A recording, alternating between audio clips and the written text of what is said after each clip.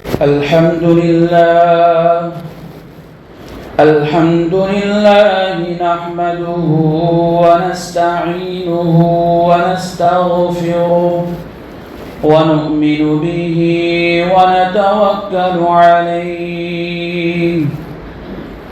ونعوذ بالله من شرور أنفسنا ومن سيئات أعمالنا من يهده الله فلا مضل له ومن يضلله فلا هادي له اللهم صل على سيدنا ومولانا محمد وعلى آله وأصحابه وأزواجه وذرياته وصحابته أجمعين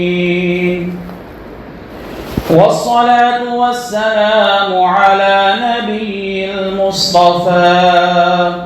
والصلاة والسلام على نبي المجتبى أعوذ بالله من الشيطان الرجيم بسم الله الرحمن الرحيم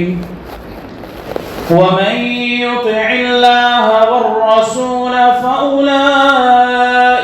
مع الذين أنعم الله عليهم من النبيين والصديقين والشهداء صدق الله العظيم.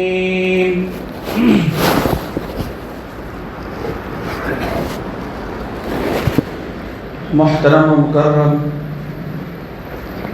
عزیز بزرگوں اور علماء کرام، اللہ تبارک و تعالی نے اس دنیا کے نظام کو جب سے چلایا ہے تو اللہ تعالی نے اس دنیا کو اسباب کے تحت رکھا ہے، یعنی کہ مسبب الاسباب تو اللہ رب العزت ہی ہے۔ اسباب کو بنانے والے، اسباب کو دنیا کے اندر اتارنے والے اور اسباب کے اوپر لوگوں کو چلانے والے یہ اللہ تبارک و تعالی کی ذات ہی ہے، لیکن اسباب بھی اللہ تبارک و تعالی نے اپنے بندوں کو دیے ہیں۔ مزید ایک بات کہ اللہ رب العزت ہی یہ ہدایت اور گمراہی کے مالک ہے۔ واللہ یہدی من یشاء، اللہ جس کو چاہتا ہے اس کو ہدایت عطا کرتا ہے اور اللہ جسے چاہتے ہیں اس کو گمراہ کر دیتے ہیں۔ اس کے علاوہ کسی نبی کو بھی حق نہیں کہ وہ ہدایت اور گمراہی کا ٹریک کسی کو اختیار کروا سکے۔ تو اللہ رب العزت نے انسانوں صحیح راستے پر لانے کے لیے اور انسانوں کو جنت کا راستہ دکھانے کے لیے شروع زمانے سے کچھ پیغمبروں کو اللہ تبارک و تعالی وقفہ در وقفہ دنیا کے اندر اتارتے رہے۔ ویسے بھی ہم دنیا کے اعتبار سے اگر دیکھیں تو اگر کسی فیکٹری یا کسی بڑے کارخانے کے اندر اس کی کامیابی اور اس کی کامرانی کے لیے، اس کی شہرت کے لیے ایک ذمہ دار مقرر کیا جاتا ہے تاکہ اس کی ذمہ داری کے اندر، اس کی گائیڈ لائن کے اندر اس کمپنی اور کارخانے کی کامیابی ہو، پوری دنیا کے اندر شہرت۔ تو ہم انسانوں کی ہدایت اور رہنمائی کے لیے اللہ رب العزت نے ایک معلم جو سید الانبیاء والمرسلین، جو رحمت للعالمین حضرت محمد مصطفیٰ صلی اللہ علیہ وسلم کو اللہ رب العزت ہمارے درمیان مبعوث فرمائے،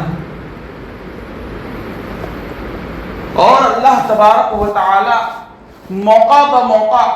آپ علیہ السلام کے ذریعے سے بندوں کے سامنے ایسے واقعات، ایسی باتیں پیش کرواتے تھے تاکہ اللہ کے رسول صلی اللہ علیہ وسلم کی امت کو ایک رہنمائی ملے اور اس کی امت کے لیے ایک مشعل راہ بنے۔ تو گویا کہ میرا اور آپ کا آئیڈیل،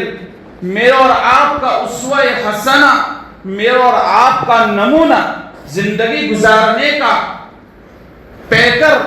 محمد رسول اللہ صلی اللہ علیہ وسلم کی ذات گرامی ہے۔ جی ہاں،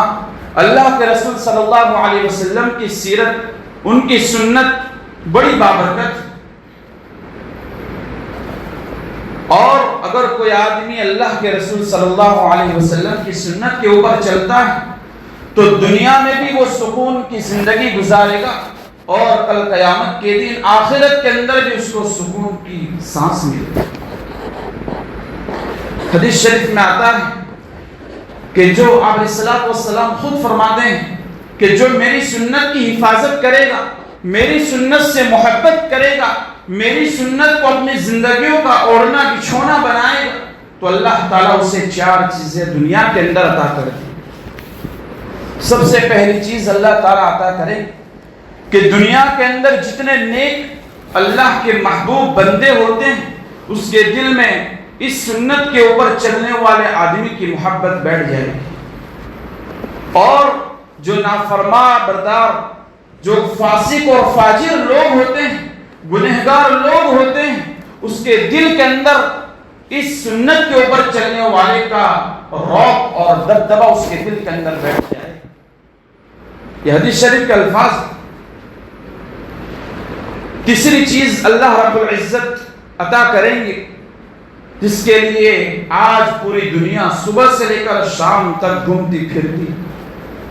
اور وہ رزق کا مسئلہ ہے۔ سنت کے اوپر چلنے کی وجہ سے اللہ تبارک و تعالیٰ غیب سے رزق عطا فرمائیں گے، اور سب سے اہم چیز استقامت علی العبادہ، اللہ تعالیٰ عبادتوں کے اوپر استقامت عطا کریں گے، جس کی وجہ سے جو اللہ تبارک و تعالیٰ کو سب سے زیادہ پسند ہے کہ آپ چھوٹا عمل کرو لیکن استقامت کے ساتھ کرو، پوری زندگی کرو، مرتے دم تک کرو، یہ اللہ تبارک و تعالیٰ کو بڑا محبوب ہے، اور یہ اللہ تعالیٰ سنت کے اوپر عمل کرنے کی وجہ سے عطا کرتا ہے۔ تو میرے پیارو، ہم اللہ کے رسول کے غلام کیوں نہ بنیں؟ اس لیے کہ اللہ کے رسول کے غلام اگر ہم بن گئے تو اللہ تبارک و تعالیٰ اپنے غلاموں کا امام بنا دے گا۔ وَجَعَلْنَا لِلْمُتَّقِينَ امام، دنیا شاہد ہے کہ جو سنتوں کی پیروی کرتا ہے تو اللہ تبارک و تعالیٰ پوری بستی کا اس کو امام بنا دیتے ہیں، پوری کائنات کا اس کو امام بناتے ہیں، لوگ اس کی پیروی کرتے ہیں، لوگ اس کا کہا مانتے ہیں اور اس کے منکر نکیر کے اوپر چلتے ہیں۔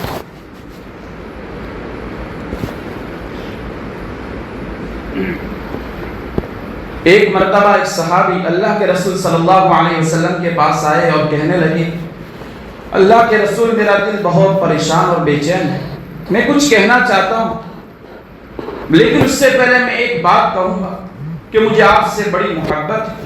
بڑا عشق ہے۔ اس کے بعد اللہ کے رسول صلی اللہ علیہ وسلم نے فرمایا کہ ذرا مجھے وہ بات تو بتلاؤ آپ جو کہنا چاہتے تھے۔ تو وہ صحابی نے فرمایا کہ اللہ کے رسول صلی اللہ علیہ وسلم، آپ جب دنیا کے اندر ابھی موجود ہیں تو جب بھی ہم کو آپ کی یاد آتی ہے ہم اپنا گھر چھوڑ کر مسجد نبوی کے اندر آ جاتے ہیں، لیکن مجھے فکر اس بات کی ہے کہ جب آپ دنیا سے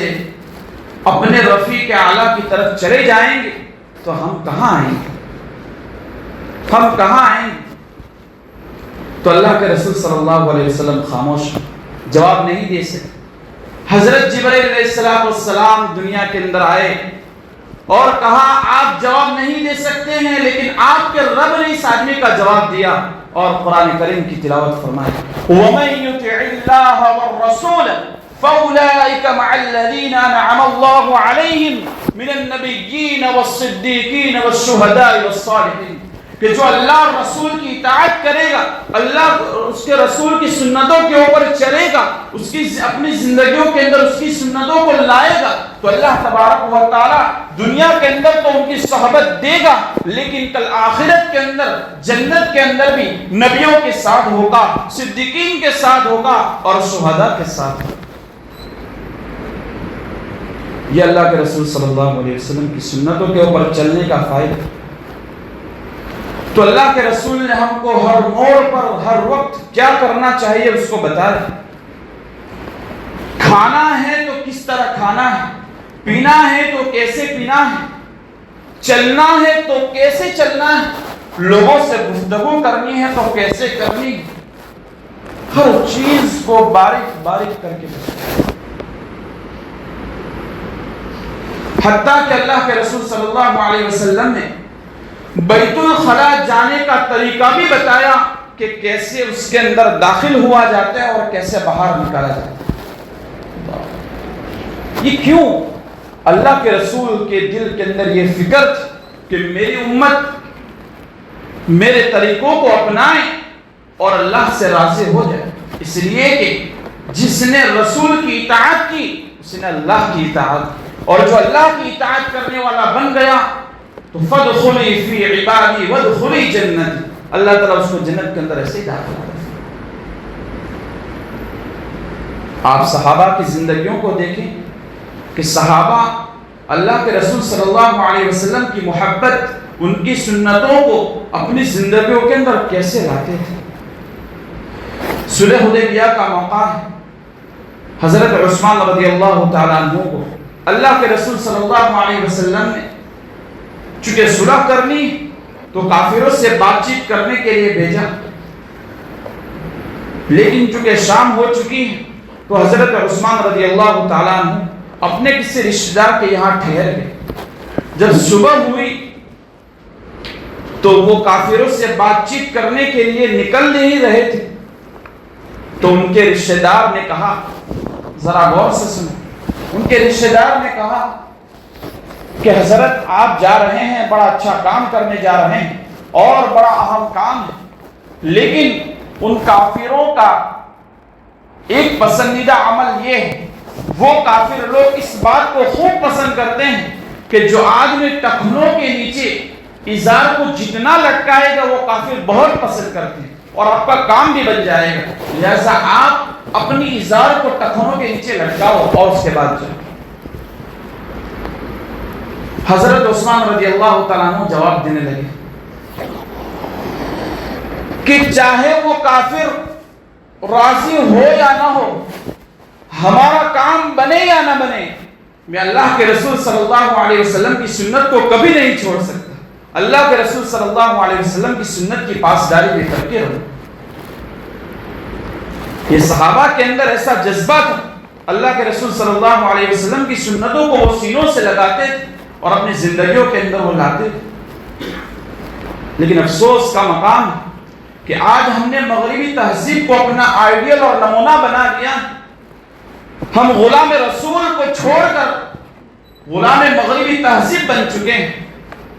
اس کی پیروی کرنے لگے ہیں، اس لیے آج ہماری زندگیوں کے اندر سکون چھین چکا ہے۔ ہم بالوں کو دیکھیں، اللہ کے رسول صلی اللہ علیہ وسلم نے حدیث شریف کے اندر کیا بات بیان کی، نہا عن القزع، یہ جو مرغی والے کٹ کٹواتے ہیں یہ حرام ہے، اسلام کے اندر حرام ہے، یہ مغربی تہذیب یورپین کلچر کا نمونہ ہے اور آپ اسی کو اختیار کرتے ہیں۔ یاد رکھیے، جو آدمی جس سے محبت کرے گا کل قیامت کے دن اسی کے ساتھ ہوگا۔ یہ میں نہیں کہہ رہا ہوں، اللہ کے رسول صلی اللہ علیہ وسلم کی حدیث، المرء مع من احب، جو جس سے محبت کرے گا اس کا حشر اسی کے ساتھ ہوگا، اور واقعات موجود ہیں، اس دنیا کے اندر بھی موجود ہیں۔ چونکہ مغربی تہذیب کے لوگ داڑھی بھی نہیں رکھ رہے ہیں، کلین شیو کرتے ہیں، اور آج ہمارے نوجوان، اللہ معاف کرے اللہ معاف کرے، تو انہوں نے بھی یہی طریقہ اختیار کر لیا۔ میرے پیاروں ذرا سوچ، ہم کس نبی کی سنتوں کو چھوڑ رہے ہیں، کس نبی کے طریقے کا ٹھکرا رہے ہیں، کس نبی کی سنتوں کا جنازہ نکال رہے ہیں، جو نبی ہر وقت ہمارے لیے روتا تھا، ہر وقت اس کی زبان پر یہی چیز تھی، میری امت کا کیا ہوگا، میری امت کا کیا ہوگا، کل قیامت کا دین ہوگا، حشر کا میدان ہوگا، سب لوگ موجود ہوں گے اور ہر ایک کو اپنی فکر ہوگی، ہر ایک کیوں کہے گا یا ربی نفسی نفسی، میرا کیا ہوگا، میرا کیا ہوگا، میرا کیا ہوگا۔ لیکن قربان جاؤ اللہ کے رسول صلی اللہ علیہ وسلم پر کہ اس کو اگر فکر ہوگی تو اس کو صرف میرے اور آپ کی فکر ہوگی، اس لیے کہ اللہ کے رسول صلی اللہ علیہ وسلم اس وقت کہیں گے یا رب امتی یا رب امتی۔ میرے پیاروں، ایک سچا واقعہ سنا کر بات ختم کروں۔ ایک بزرگ نے خواب میں دیکھا کہ اللہ کے رسول صلی اللہ علیہ وسلم کا سینہ چھلنی ہو رہا ہے، سچا واقعہ۔ صبح ہوئی، عرض کیا گیا، لوگوں کے سامنے واقعہ پیش کیا تو اللہ والوں نے کہا، خواب میں اس بزرگ نے نبی سے پوچھا ایسا کیوں؟ تو اللہ کے رسول صلی اللہ علیہ وسلم کہنے لگے یہ مجھے غیروں نے چھلنی نہیں کیا، کافروں نے میرے سینے کو چھلنی نہیں کیا، میرے سینے کو اگر چھلنی کیا ہے تو میرے اپنوں نے ہی کیا ہے، میرے اپنوں نے میری سنتوں کو چھوڑ کر میرے سینے کو چاک کر کے رکھا۔ تو میرے پیارو، آج سے ہم نیت کر لیں، عزم کر لیں کہ اللہ کے رسول صلی اللہ علیہ وسلم کی سنتوں کو ہم اپنا اوڑھنا بچھونا بنائیں اور کبھی اللہ کے رسول